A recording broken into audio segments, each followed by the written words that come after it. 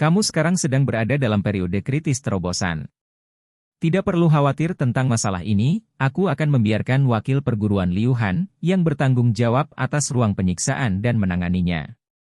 Yun Qingyan kemungkinan besar akan menjadi kunci untuk mengembalikan perguruan tinggi Singkong ke kejayaannya 3000 tahun yang lalu, aku harus menjaganya tidak peduli apapun bayarannya. Adapun aturan yang mengatakan bahwa murid tidak bisa melakukan pertarungan hidup dan mati, hapus saja itu, ucap kepala perguruan. Sosok kepala perguruan di mata ular itu memudar. Ular itu mengaum ke arah Yun Qingyan. Kemudian masuk ke dalam air lagi. Ah, ketua perguruan tinggi Singkong ternyata lebih bijak dari yang kukira, ucap Yun Qingyan. Apa yang terjadi? Apakah ular jiwa es tidak menghukumnya? Hei, itu ular jiwa es, kenapa dia bisa seperti itu? Namun, ini bukan berarti perguruan tinggi tidak akan mengambil tindakan. Jika tebakanku tidak salah, ular jiwa es seharusnya sudah memberitahu dekan tentang situasi. Perlukah kita mengambil kesempatan ini untuk melumpuhkan Yun Qingyan sebelum pengeksekusi perguruan tinggi tiba di sini? Aku rasa kita bisa mendapatkan penghargaan setelah itu. Ide bagus. Dengan cara itu, perguruan tinggi akan memberi kita banyak sumber daya pelatihan, ucap orang-orang sekitar. Tiba-tiba sebuah cambuk memukul tanah. Apakah perlu kita semua untuk berurusan dengan bajingan yang baru saja datang ke sini? Memalukan sekali bagi kelas jenius seperti kita, ucap seseorang yang memegang cambuk. Yun Qingyan, kamu sudah menghancurkan pelatihan dua saudara kita meskipun kamu baru saja datang ke kelas jenius ini, kamu tidak ada bedanya dengan iblis. Untuk iblis sepertimu, kami memiliki kewajiban untuk mengeluarkanmu dari perguruan tinggi. Lanjutnya. Kalau aku tidak salah, kalianlah yang memulai pertarungan ini dulu. Kalau kalian tidak mencoba untuk menindas orang lain, kenapa aku harus melawan? Katanya semua orang di kelas jenius itu berbakat, tapi setelah aku melihat kalian semua hari ini, aku baru tahu kalau kalian itu bukan hanya jahat tapi kekuatan kalian juga biasa-biasa saja. Kalian tidak layak dipanggil jenius, ucap Yun Qingyan. Kamu cari mati. Aku, Fang Jian, adalah jenius tingkat 3 Yuejing. Hari ini, aku akan menangkapmu, siswa yang tidak bermoral, untuk tetua pengeksekusi. Ucap orang yang memegang cambuk bernama Fang Jian kemudian mengarahkan cambuknya ke arah Yun Qingyan. Yun Qingyan menangkap cambuk itu dan berkata, Yo Meng dan Santong adalah orang bodoh, begitu juga dirimu. Karena kamu sudah memprovokasiku ketika aku masih marah, jangan salahkan aku tidak memberimu ampun. Yun Qingyan menarik cambuk tersebut, cambuk itu lepas dari genggaman Fang Jian. Kamu adalah jenius teratas alam bulan tingkat ketiga. Oh, sangat menakutkan. Aku takut sekali sampai-sampai aku ingin mencambukmu sampai mati di depan semua orang. Sejujurnya, aku mengagumi keberanian kalian, para idiot. Kalian harusnya berterima kasih kepada Tuhan karena aku tidak menindasmu. Tapi kalian malah berani memprovokasiku duluan, ucap Yun Qingyan dengan keras sambil mencambuk-cambuk Fang Jian. Fang Jian terlempar karena cambukan Yun Qingyan. Ada lagi. Ayo sini kalau kalian tidak puas. Jadi aku bisa menghemat waktuku daripada menjatuhkan kalian satu persatu. Kenapa? Tidak berani bertarung? Tanya Yun Qingyan tersenyum. Karena kalian tidak berani melakukannya, maka aku akan melakukannya dulu agar kalian semua bisa menggunakan bela diri sebagai alasan. Ucap Yun Qingyan kemudian mencambuk semua orang. Yun Qingyan, jika kamu berhenti sekarang, kami masih bisa memohon kepada perguruan tinggi untuk memaafkanmu nanti. Tetapi, jika kamu terus begitu keras kepala, tidak ada yang akan bisa menyelamatkanmu lagi. Pengeksekusi sebentar lagi akan tiba di sini, sudah terlambat bagimu untuk berhenti. Ucap orang-orang. Kalian baru saja membuat masalah, apakah kalian pikir kalian bisa pergi begitu saja? Tanya Yun Qingyan. Biarkan aku menghancurkan pelatihan kalian hari ini, semoga kalian tidak bertindak seperti orang sombong dan merendahkan orang lain tanpa alasan lagi kelak. Lanjutnya. Ucapnya terlihat bosan. Setelah menonton begitu lama, apakah ini saatnya bagimu untuk muncul? Tanya Yun Qingyan kepada seseorang. Hahaha, akhirnya ada orang datang yang akan membersihkan para idiot ini. Aku sudah lama kesal melihat para idiot ini, tapi aku tidak bisa melakukan apa-apa karena aturan kelas jenius. Tanpa para idiot ini, kita akan memiliki lebih banyak sumber daya di masa depan.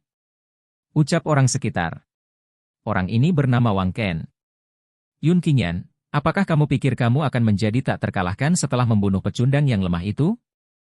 Biarkan aku memberitahumu. Ucap Wang Ken. Hei, apakah kamu Yun Qingyan? Bravo, kamu bisa mengalahkan semua siswa yang tidur di luar. Tanya seseorang yang keluar dari tenda. Aku baru saja melihat apa yang terjadi, orang-orang ini benar-benar penuh kebencian dan terkutuk. Terutama anjing yang dibesarkan oleh seorang idiot. Jika itu aku akan membunuhnya dengan satu tendangan. Lanjutnya turun ke bawah. Sututu, maksudmu apa? Tanya Wang Ken. Apa maksudku? Bukankah sudah jelas? Tentu saja aku memanggilmu idiot. Ucap orang itu bernama Sututu.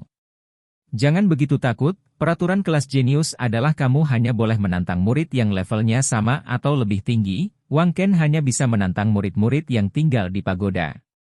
Jadi, bahkan jika kita menunjuk ke hidungnya dan memarahinya, dia tidak bisa berbuat apa-apa. Ucap Sututu.